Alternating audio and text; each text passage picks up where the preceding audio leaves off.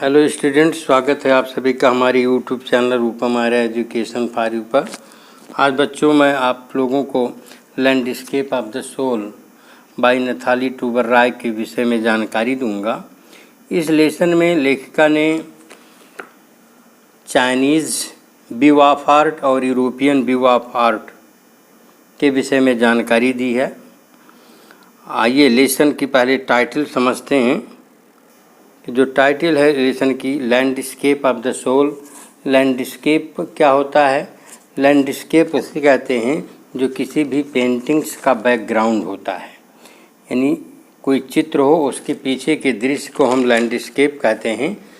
तो आत्मा के पीछे का दृश्य क्या है, बैकग्राउंड क्या है, इसी के विषय में इन्होंने जानकारी दी है। इसमें एक स्पिरिचुअल लेडी हैं और उनकी जो दृष्टिकोण है वह इस लेसन में दर्शाया गया है।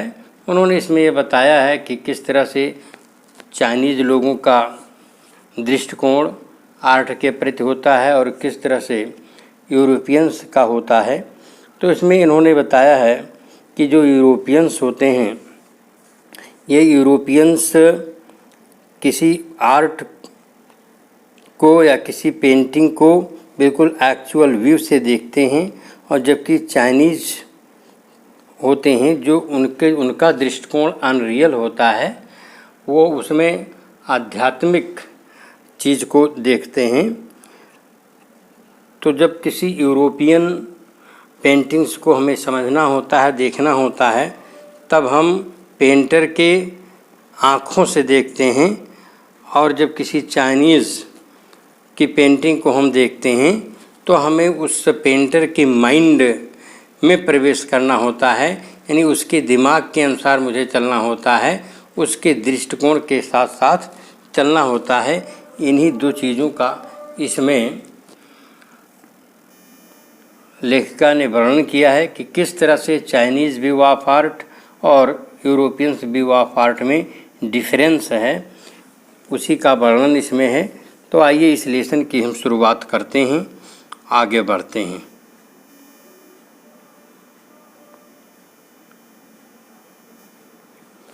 देखिए, लेसन की स्टार्टिंग से पहले कुछ शब्द दिए हुए हैं, आप इन्हें देख सकते हैं कि notice this expressions in the text, infer their meaning from the context. यानी इन शब्दों को आप देखिए, इनकी वर्ड मीनिंग और किस कॉन्टेक्स्ट में ये यूज़ किए गए हैं इस लेसन में, इसे आप देखें। तो आइए एक एक शब्द की इसमें पहले मीनिंग समझ लेते हैं।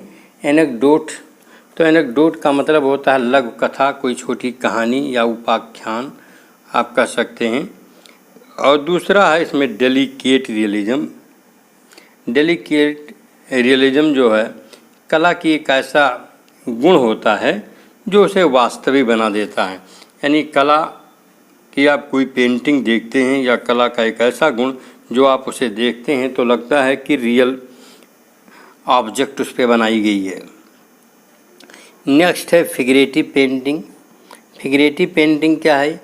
ये फिगरेटिव पेंटिंग आधुनिक कला का कोई रूप जो वास्तविक रूप से मानव आकृति को मजबूत बनाए रखता है, फिगरेटिव पेंटिंग होती है। यानी इसे आकृति बहुत मजबूत दिखाई देती है, बहुत सटीक बनाया हुआ होता है। और इल्यूजनिस्टिक लाइकनेस, इल्यूजनिस्टिक लाइकनेस कहते हैं कि आँखों को भ्रमित करने वाली तकनीकी का जब प्रयोग करके कोई पेंटर किसी चित्र को या किसी ऑब्जेक्ट को बनाता है तो आपको जो है भ्रमित करने वाली एक रूपता दिखाई देने लगती है। इल्यूजनिस्टिक का मतलब भ्रमित करने वाली, लाइकनेस माने समानता। यानी किसी चित्र को आप ऐसे देखते हैं कि आप भ्रमित हो जाएं कि ये कोई चित्र है या वास्तव में कोई रियल चीज़ बनी हुई है। ओके। और कॉन्सेप्चुअल स्पेस, कॉन्सेप्चुअल स्पेस ये है कि मन की भावना से संबंधित स्थान है, इसको कहते हैं। ये आया है इसमें, मन की भावना से संबंधित स्थान। ओके, तो आइए लेसन को पढ़ते हैं।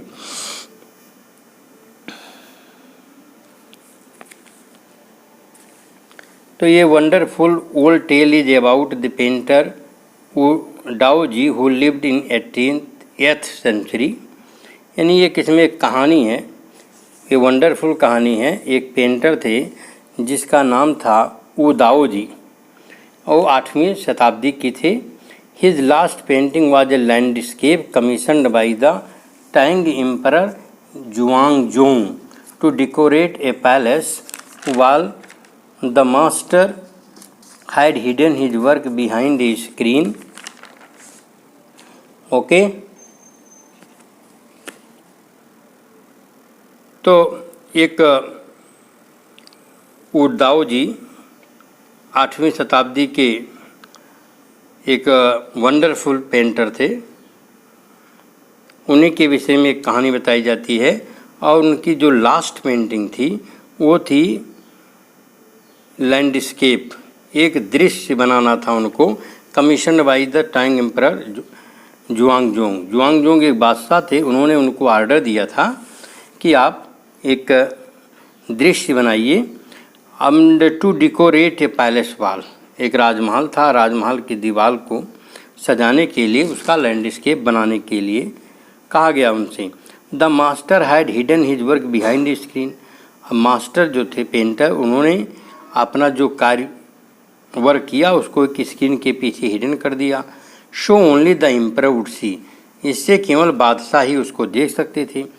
For a long while the emperor admired the wonderful scene, यानी लंबे समय तक बादशाह ने तो उस दृश्य का, विचित्र सीन का एडमायर किया, एडमायर माने प्रशंसा किया। Discovering forest, high mountains, waterfalls, clouds floating in an immense sky, men on hilly paths, birds in flight. Okay, तो जब बादशाह उस लैंडस्केप को देख रहा था तो उसमें क्या उसने देखा, फॉरेस्ट था, हाई हाई माउंटेन्स थी, वाटरफॉल्स कहते हैं झरने को, बादल थे जो तैरते हुए प्रतीत होते थे, और बहुत विशाल बादल सा था उसमें। मैन ऑन हिली पाथ्स, और उस लैंडस्केप में मनुष्यों का भी दृश्य बना था, जो कुछ पहाड़ी रास्ते थे उस पर वो चलते प्रतीत होते थे, और बर्ड्स इन फ्लाइट, और उसमें कुछ पक्षियां भी उड़ते हुए प्रतीत होती थी। यानी जो लैंडस्केप बनाया गया डू दाओ जी द्वारा, उस लैंडस्केप में बादशाह ने उसको देखा, काफ़ी प्रशंसा किया, और उस दृश्य में राजा को फॉरेस्ट मिला, माउंटेन्स के दृश्य दिखाई दिए, वाटरफॉल्स दिखाई दिया, यानी झरने दिखाई दिए, बादल तैरते हुए दिखाई दिए आकाश में खूब ज़्यादा, और मनुष्य भी दिखाई दिए जो पथरीली रास्तों पर, पहाड़ी रास्तों पर चलते थे, और पक्षियों को भी उड़ते हुए उस लैंडस्केप में दिखाई दिया गया। लुक शायर सेड द पेंटर, इस शायर कहते हैं जो किसी को सम्मान के साथ जब हम कहते हैं, यू को जब सम्मान के साथ कहा जाए तो शायर कहते हैं श्रीमान जी। पेंटर ने कहा श्रीमान जी देखिए, in this cave at the foot of the mountain dwells a spirit, कहा कि देखिए कि जो माउंटेन है और इसके निचले भाग में, फुट में एक गुफा है, केव माने गुफा जिसमें कोई स्पिरिट रहती है, आत्मा रहती है। The painter clapped his hands and the entrance of the cave opened. Painter ने क्या किया, पेंटर ने अपनी क्लैप माने ताली बजाई, हाथ की, and the entrance of the cave open, और जो केव था, गुफा था, उसका एंट्रेंस, प्रवेश द्वार खुल गया। The inside splendid beyond anything words can Conway, यानी जो उसके अंदर का दृश्य था वो इतना स्प्लेंडिड था, स्प्लेंडिड का मतलब शानदार, इतना शानदार था कि beyond anything can words can convey, यानी कि उसको शब्दों में नहीं कहा जा सकता, शब्द के वर्णन से परे था। Please let me show your majesty the way. फिर पेंटर कहता है बादशाह से कि महाराज आइए मैं आपको रास्ता दिखाता हूँ। The painter entered the cave, painter ने गुफा में प्रवेश किया, but the entrance closed behind, लेकिन and before the astonished emperor could move or utter a word, और जैसे ही पेंटर उस गुफा में प्रवेश किया तो गुफा पीछे से बंद हो गया, क्लोज हो गया। और आश्चर्यचकित राजा न तो कुछ शब्द कह सका और न ही कुछ हिल चुका। यानी बादशाह के कुछ कहने से पहले अथवा बादशाह के कुछ हिलने डुलने से पहले ही गुफा का दरवाज़ा बंद हो गया पेंटर के प्रवेश करते ही। द पेंटिंग हैड वैनिश्ड, और जब वहाँ पर पेंटिंग जो थी वो वैनिश हो गई, गायब हो गई थी फ्रॉम द वॉल, दीवार से। नॉट ए ट्रेस ऑफ वो दाऊजीज ब्रश वाज लेफ्ट, जो पेंटर थे वो दाऊजी, इनके ब्रश का कोई मार्क तक नहीं बचा था। And the artist was never seen again in this world, और फिर उस बात कलाकार को कभी इस संसार में देखा नहीं गया। यानी ये बात जो पेंटर था ये उसकी अंतिम पेंटिंग थी। तो यहाँ पर कहने का मतलब यहाँ ये है कि जो लैंडस्केप बनाया गया, लैंडस्केप में इतने दृश्य बनाए गए, उसमें एक गुफा भी बना हुआ दिखाई दिया गया, फिर उसमें पेंटर को जाते हुए दिखाई दिया गया और उस पर इस तरह का शेड दिया गया था, छायांक भाग अंकित किया गया था कि जैसे पेंटर अंदर गया हो, बादशाह बाहर ही रह गया हो और उसे अंदर प्रवेश करते ही अंदर कोई दृश्य न दिखाई देता हो। यानी पेंटर की कोई मार्क ब्रश का वहाँ नहीं दिखाई देता था। ओके, तो अब उसको देखने से ऐसा लगता था लैंडस्केप से कि जैसे मानो पेंटर गायब हो गया और दोबारा नहीं दिखाई दिया। ओके, तो आप अपने दिमाग में, अपने माइंड में एक लैंडस्केप इस तरह का बना लें, इस चित्र को अपने दिमाग में खींच लें और जैसा लेखक कहता है लेखक के दिमाग के अनुसार आप चलें, तब इस लेसन को आप समझ पाएंगे। ओके, आइए नेक्स्ट पैराग्राफ पढ़ते हैं। Such stories played an important part in China's classical education, यानी चाइना के प्राचीन शिक्षा में ऐसी कहानियाँ बहुत महत्वपूर्ण रोल अदा करती हैं, इनका बहुत बड़ा पार्ट है।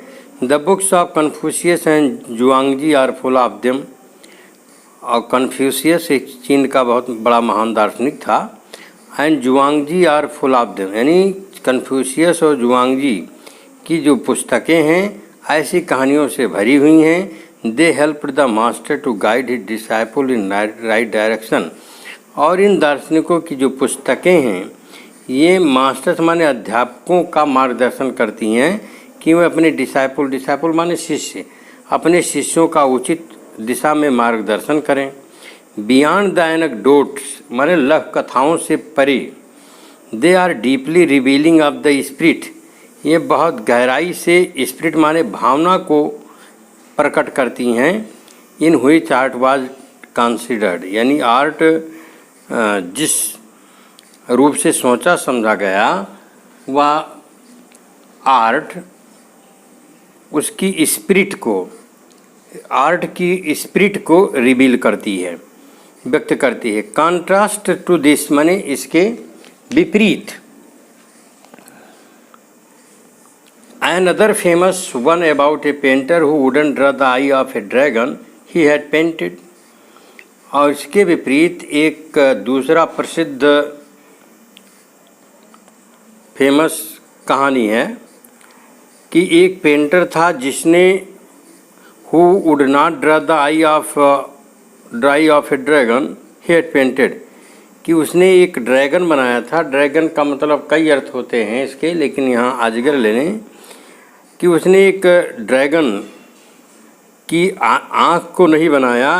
क्यों नहीं बनाया? For fear it would fly out of the painting, और इस डर से नहीं बनाया कि कहीं ये ड्रैगन जो है इस चित्र से उड़ न जाए। ड्रैगन एक प्रकार का कीड़ा भी होता है और एक प्रकार का ऐसा उड़ने वाला जीव होता है जो मुख से आग उगलता है।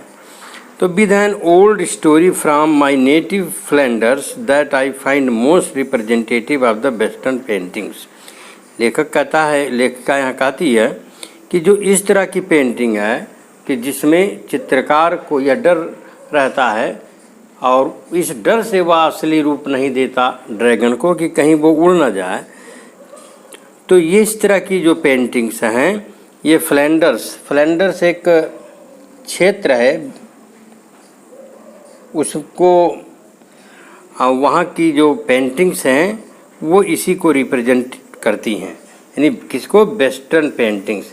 वेस्टर्न पेंटिंग्स को रिप्रेजेंट करती हैं। वेस्टर्न पेंटिंग्स की क्या विशेषता इसमें निकल के आई? वेस्टर्न पेंटिंग्स की ये विशेषता निकल कर आई कि जो वेस्टर्न आर्ट है उसमें आर्टिस्ट उसके एक्चुअल रूप को, उसके रियलिज्म को, उसकी रियलिटी को पेंटिंग्स में शो करता है।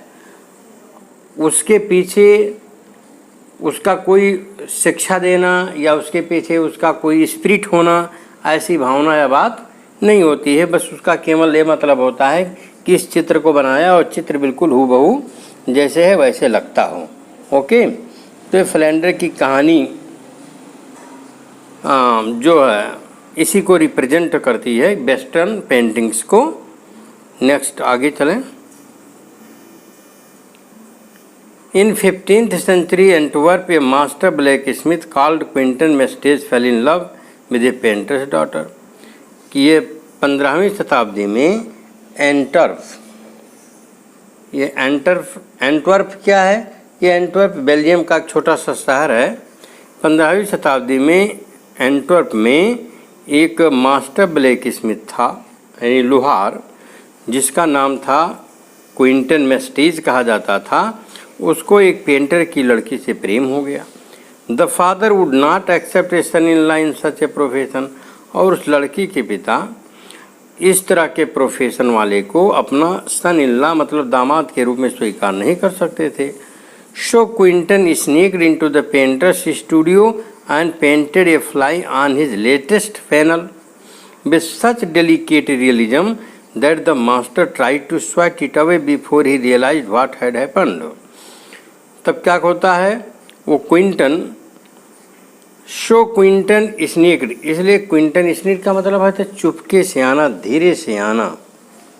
तो इस बहुत चुपके से, तो क्विंटन क्या करता है? बहुत धीरे से चुपके से पेंटर के स्टूडियो में आ जाता है और उसका जो पैनल है, पैनल कहते हैं तस्वीर बनाने के कागज़ पर, वह एक फ्लाई बना देता है, मक्खी बना देता है। और उस मक्खी को इतनी डेलिकेट रियलिज्म, यानी इतनी बिल्कुल यथार्थ, बिल्कुल रियल, एक्चुअल के रूप में बना देता है। और and that the master try to sweat it away, कि मास्टर उसको स्वेट करना चाहता है। स्वेट करना का मतलब उसको उड़ाना चाहता हो। Before he realize what had happened, यानी पेंटर ये समझ पाता कि क्या हुआ है, इसके पहले ही क्विंटन मेस्टेज आता है चुपके से और उसके पैनल पर एक मक्खी को इतना रियल बना देता है कि पेंटर उसको रियल समझ करके पैनल से उड़ाना चाहता है।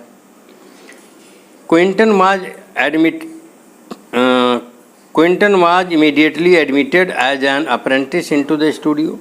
क्विंटन को तुरंत अपने स्टूडियो में वह एक शिष्य के रूप में एडमिट कर लेता है। ही मैरिड हिज वेलवेड, और वो अपनी प्रेमिका से शादी भी करता है। And went on to become one of the most famous painters of his age. और क्या होता है? अपने एज का, अपने युग का सबसे प्रसिद्ध पेंटर हो जाता है। These two stories illustrate what each form of art is trying to achieve। ये दोनों कहानियाँ ये बताती हैं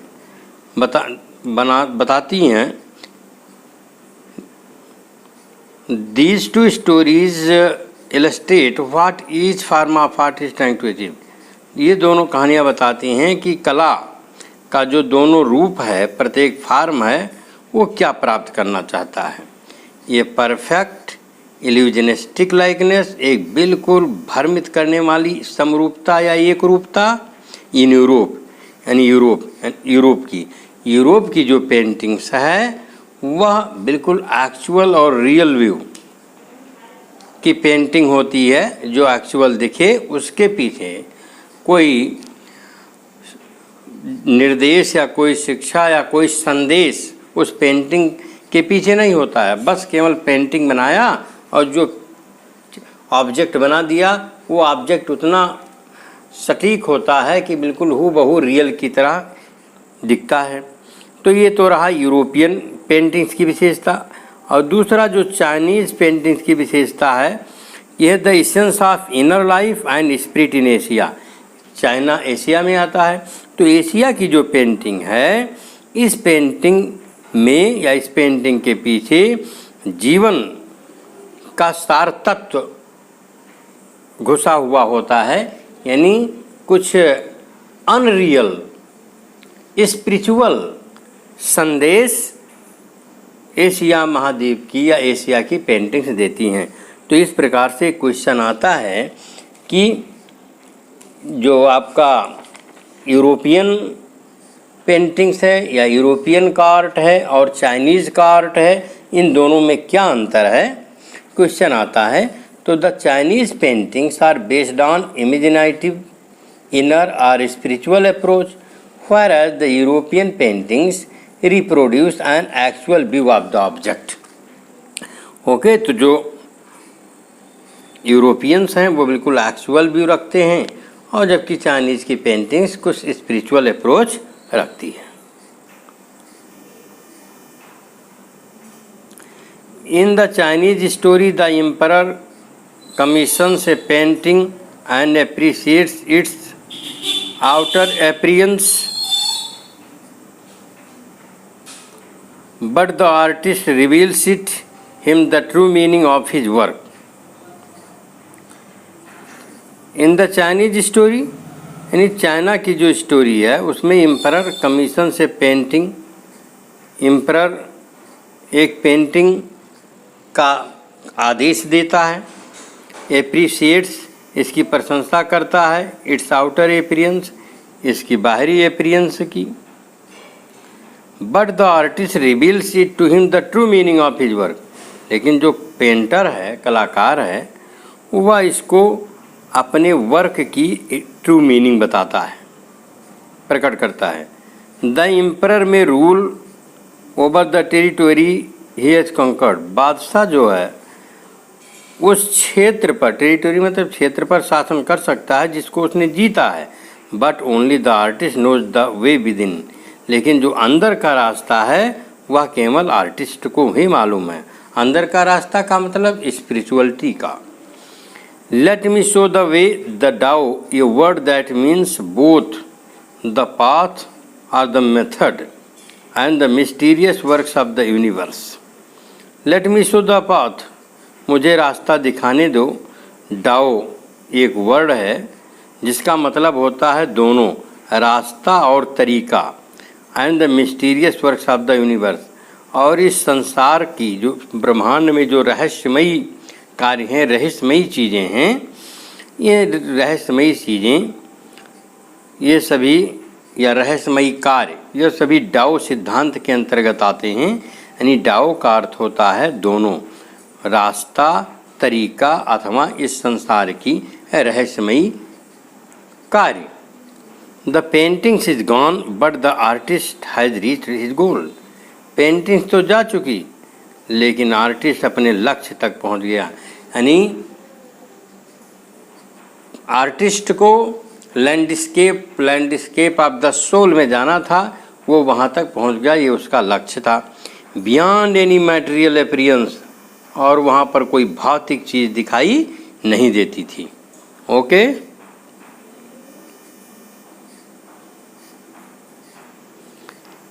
A classical Chinese landscape is not meant to reproduce an actual view as would a Western figurative painting. जो classical Chinese landscape है, इसका मतलब ये नहीं होता है कि किसी चीज़ की एक्चुअल व्यू को दिखा दिया जाए। Okay, as would western figurative painting, जबकि वेस्टर्न के लोग हैं उस आकृति वाली पेंटिंग को रिप्रोड्यूस करते हैं जो रियल दिखती है, जबकि चाइनीज़ का जो लैंडस्केप है उसका ये मतलब नहीं है कि एक्चुअल व्यू शो किया जाए। और इस पैसेज में बताया गया है कि चाइनीज़ लैंडस्केप या चाइनीज़ पेंटिंग में और वेस्टर्न पेंटिंग्स में क्या डिफरेंस है दोनों के लैंडस्केप में।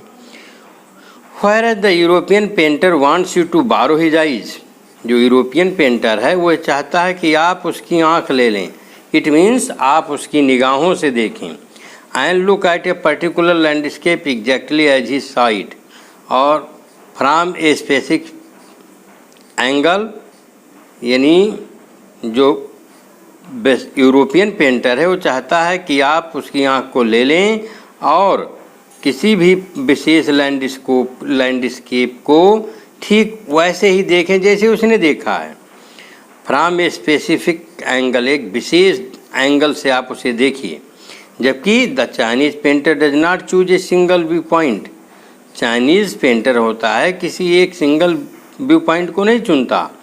His landscape is not a real one, देखने में तो उसका लैंडस्केप रियल नहीं लगता है। And you can inter it from any point, लेकिन आप उसके लैंडस्केप में आप जिस पॉइंट से जाना चाहो उस पॉइंट से पहुंच सकते हो। इट मीन्स आप उसके फिगर पे जाना चाहो उसको भी देख सकते हो, अथवा उसमें आप स्पिरिचुअलिटी को तलाशना चाहें तो वो भी मिल जाएगी। तो आप किसी भी पॉइंट से इंटर कर सकते हो उसमें, and then travel in it, और उसमें यात्रा भी कर सकते हो। The artist creates a path for your eyes to travel up and down. इसमें जो आर्टिस्ट होता है चाइनीज़ पेंटिंग्स में कि वो एक रास्ता बना देता है जिससे आप ऊपर नीचे जहाँ कहीं भी चाहें उस लैंडस्केप में यात्रा कर सकते हैं। देन बैक अगेन, फिर वापस आ सकते हो। इन ए लीजरली मूवमेंट, यानी अवकाश या समय ले करके आप गति करते हुए ऐसा कर सकते हो।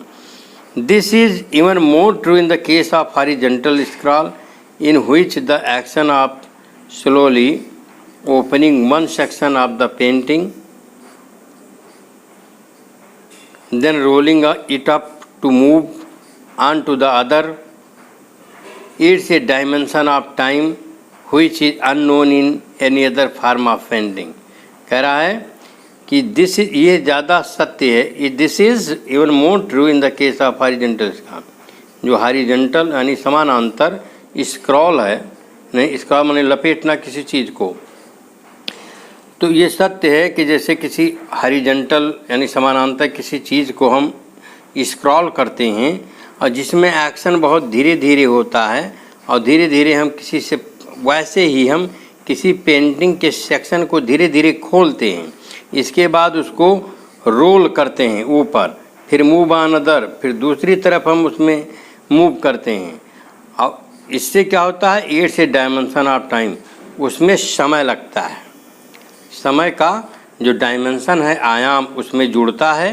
Which is unknown in any other form of painting, जिसे आप किसी अन्य दूसरे पेंटिंग में नहीं पाएंगे।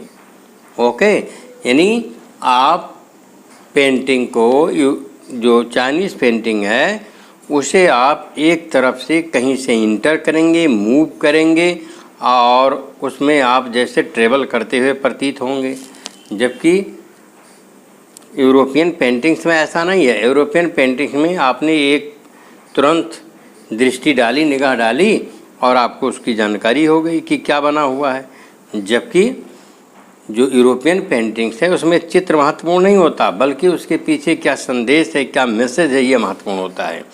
It also requires the active participation of the viewer, यानी अगर कोई व्यूअर है चाइनीज आर्ट को देखता है, लैंडस्केप को, तो उसको बहुत एक्टिव होना पड़ेगा, एक्टिव व्यू रखना पड़ेगा। Who decides to what pace he will travel through the painting, और उसे ये तय करना होगा कि किस गति से वह उस पेंटिंग में यात्रा करे, यानी समझ करके उसके पीछे क्या संदेश है उसको समझते हुए उसमें यात्रा करें। ये पार्टिसिपेशन हुई चीज़ physical as well as mental, और ये एक ऐसी पार्टिसिपेशन होती है जिसमें आप फिजिकल और मेंटल दोनों तरफ से आप ट्रेवल कर सकते हो। The Chinese painter does not want you to borrow his eyes, Chinese painter ये नहीं चाहता कि आप उसकी आँख को चुरा लो, यानी उसकी आँख से देखो। He wants you to enter his minds, वो ये चाहता है कि आप उसके माइंड में प्रवेश करो, यानी उसने क्या सोच करके, क्या दिमाग में रहस्य रख करके, क्या सोच करके इस पेंटिंग को बनाया है, ऐसा आप तभी जान पाओगे जब पेंटर के दिमाग से चलोगे, और दिमाग से चलकर ही जाना जा सकता है, निगाहों से चलकर नहीं। तो the landscape is an inner one, और ये लैंडस्केप जो है, जो बैकग्राउंड है सोल का, वह भी एक आंतरिक है। ये स्पिरिचुअल और आत्मिक है, आध्यात्मिक है, एंड ए कंसेप्चुअल स्पेस, और यह एक कंसेप्चुअल स्पेस है। ओके, तो कंसेप्चुअल स्पेस का मतलब मन की भावना से संबंधित स्थान। ओके,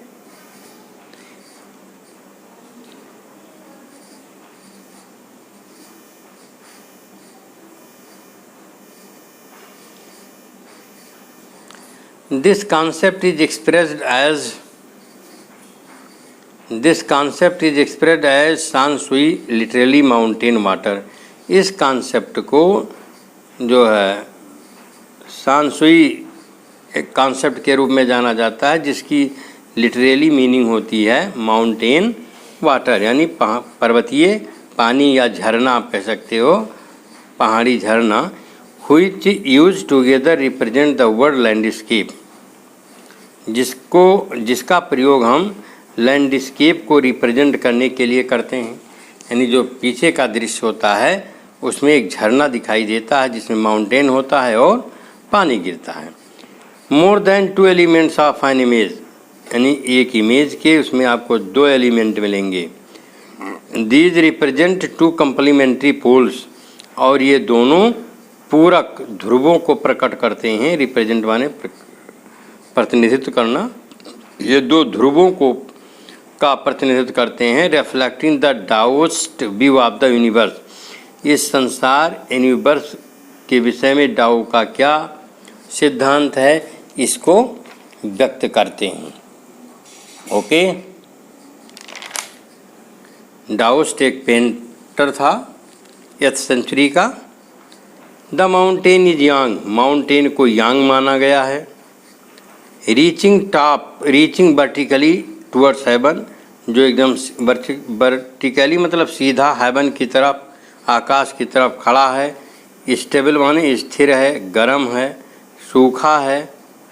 इन द सन, यानी धूप पड़ती है उस पर, सूर्य का प्रकाश पड़ता है, उसमें वो सूखा हुआ है। While the water is in, जबकि वाटर क्या है, इन है। हॉरिजॉन्टल है, हॉरिजॉन्टल का मतलब क्षैतिज है, समानांतर है। And resting on the earth, पृथ्वी पर रेस्ट कर रही है। फ्लूइड है, पानी की बात हो रही है वाटर की। फ्लूइड है, मॉइस्ट है, नम है और कूल है और ठंडा है। यानी यांग के अगेंस्ट पूरी विशेषताएं इनकी हैं। The interaction of in is the receptive feminine aspect of universal energy. जो इंटरैक्शन का मतलब आकर्षण, जो इनका जो इंटरैक्शन है, आकर्षण है, वो रिसेप्टिव है, यानी किसी चीज़ को रिसीव करना, और फेमिनिन है, नारीत्व या स्त्री का सिंबल है, एस्पेक्ट ऑफ यूनिवर्सल एनर्जी, और जो कि एक यूनिवर्सल एनर्जी की विशेषता है। एंड इट्स काउंटर पार्ट यांग, जबकि इसका काउंटर पार्ट यांग क्या है, एक्टिव है और मैस्कुलिन है। यानी इन फेमिनिन और यांग मैस्कुलिन है। इज ऑफ कोर्स ये फंडामेंटल नोशन ऑफ डायोज्म, डायोज्म का यही एक मूलभूत नोशन माने विचार है। What is often overlooked in an essential third element, the middle wire, where their interaction takes place। और बता रहा है इसमें कि जो हमेशा अनदेखा किया गया है वो तीसरा मुख्य एलिमेंट है, वो है मिडिल वाइड, माने मध्य का शून्य भाग, जहाँ पर इंटरैक्शन होता है, आकर्षण होता है, क्रियाएं प्रतिक्रियाएं होती हैं। This can be compared with the yogic practice of pranayama. तो योगिक प्रैक्टिस है, योग विद्या है, इसकी तुलना की जा सकती है, जिसको हम प्राणायाम कहते हैं, क्या होता है, ब्रीथ इन सांस लीजिए, रिटेन रोके रखिए, फिर ब्रीथ आउट, फिर इसको बाहर करिए। The suspension of breath, suspension of breath माने सांस को रोकना, इज द वाइड, यही शून्य जगह है रोकना, वेयर मेडिटेशन अकर्स, जहाँ पर मेडिटेशन होता है। मेडिटेशन माने ध्यान लगाना घटित होता है। The middle wide is essential, जो मिडिल वाइड है यानी मध्य भाग है, मध्य शून्य भाग है, यही ज़्यादा महत्वपूर्ण है। Nothing can happen without it, इसके बिना कुछ संभव नहीं है। Hence the importance of the white unpainted space in Chinese landscape, इसलिए जो चाइनीज लैंडस्केप है और जिसका जो वाइट भाग है अनपेंटेड है वो ज़्यादा महत्वपूर्ण है। ओके, यानी तो जो चाइनीज़ का लैंडस्केप है वो वाइट है और अनपेंटेड है।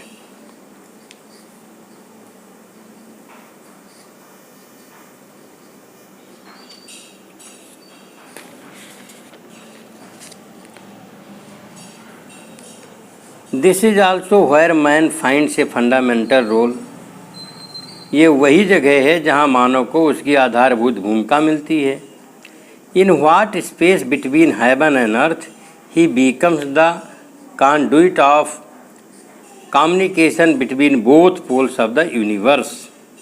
ओके, धरती और आकाश, in that space between heaven and earth, यानी धरती और आकाश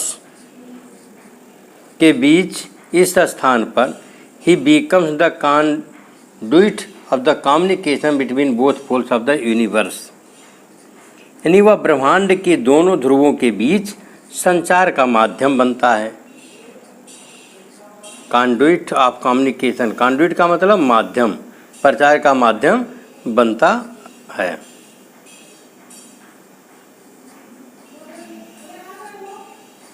हिज प्रेजेंस इज एसेंशियल, उसकी उपस्थिति अनिवार्य है।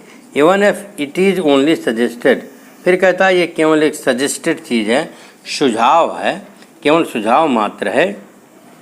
फॉर बीइंग लोस्ट, कि खोए जाने, or oppressed by the lofty peaks, अथवा महान, लॉफ्टी माने बहुत महान, ऊंचाइयों के द्वारा कुचले जाने या दबाए जाने से दूर। He is in François Cheng wonderful expression, यानी वह दूर फ्रांकोइस चेंग की अद्भुत अभिव्यक्ति the eye of the landscape में है। ओके बच्चों, तो इस प्रकार से इस लेसन में केवल यह बताया गया है कि किस तरह से यूरोपियन आर्ट और चाइनीज आर्ट में डिफरेंस है। क्या यूरोपियंस आर्ट की विशेषता है और क्या चाइनीज़ आर्ट की विशेषता है। तो जो चाइनीज़ आर्ट की विशेषता है वह स्पिरिचुअल है, अनरियल है, इमेजिनेटिव है, जबकि जो यूरोपियंस की आर्ट है वह एक्चुअल है, रियल है। इसमें केवल चित्र को ज़्यादा महत्व दिया गया है, चित्र को ही, फिगर को ही वैल्यू दी गई है, जबकि जो चाइनीज़ आर्ट है उसमें क्या संदेश दिया गया है, क्या स्पिरिचुअलिटी है, क्या मिस्टिक है इसके पीछे, इन चीज़ पर जोर दिया गया है।